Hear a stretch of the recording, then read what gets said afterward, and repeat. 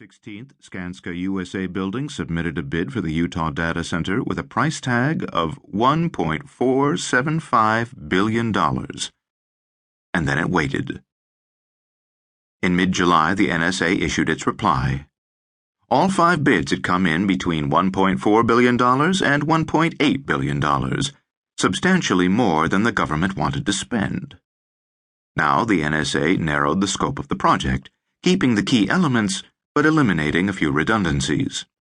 Technical performance was just as important, and the schedule was unchanged. For the first time, the NSA specified a target price, $1.212 billion. Now, price was a crucial element. A bid in excess of that amount would be rejected for noncompliance.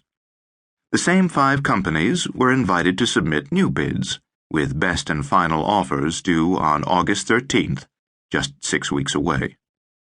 Now it was game on. At Skanska USA Building's head offices in Parsippany, New Jersey, a large conference room was dedicated to the UDC bid. Only approved personnel were allowed inside, their access limited by swipe cards. A team of 25 pored over every aspect of the project, looking for ways to lower the cost. Removing some redundancies helped, but there was still a long way to go. Everyone was focused on a single goal: how to get to 1.212.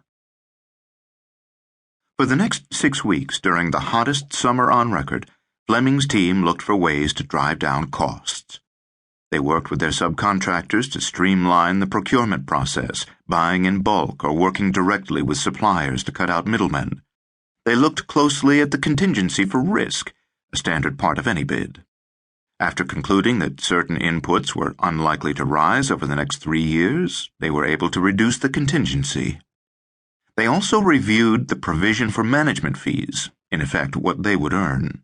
By committing to working more quickly and efficiently, they were able to lower the bid still further.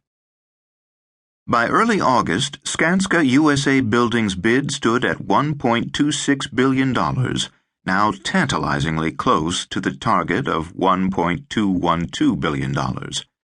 Could Skanska take out even more and eliminate that $48 million gap, producing a bid that was low enough to win but high enough to earn a profit? Or would going lower expose Skanska to serious losses? As he pondered the way forward, Fleming considered several factors. The UDC would take 3 years to build, during which time it should be possible to find additional savings. The question was, how much? Skanska had reason to be optimistic. In an industry known for cost overruns, Skanska USA Building had often done better than budget. It had won the MetLife Stadium contract with a bid of $998 million, well below its nearest rival, and still found a way to earn greater profits than expected. The World Trade Center transportation hub was currently running ahead of schedule and also below cost. Surely, further savings would be possible for the UDC as well.